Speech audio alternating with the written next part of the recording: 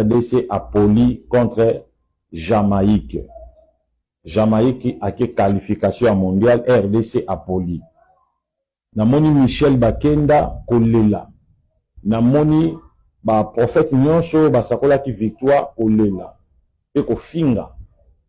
Surtout Michel Bakenda namoni penza bato ba finge makasi. Makambo na zolo beja ya solo. Bato ba fingi Michel Bakenda bato ba bandi même koloba mabe pona Jésus. Alors bobi misa Jésus na makambo yo. Jésus ayebi makambo yo ya match te. Consultation na sali Jésus mutayebi singa te.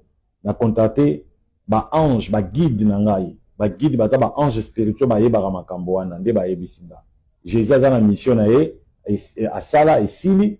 Alors ba ange bangonde ba koko révéler makambo ko mona na lobi. Alors papa Michel na moni ozolela na Jésus ozolela lobi Jésus atiki yo na moni penda mabe makasi. Alors naza pour contre Jésus te mais na moni penda ozolela bato ozoloba mabe pona Jésus bo misa Jésus na makambo RDC appoli na vision wana.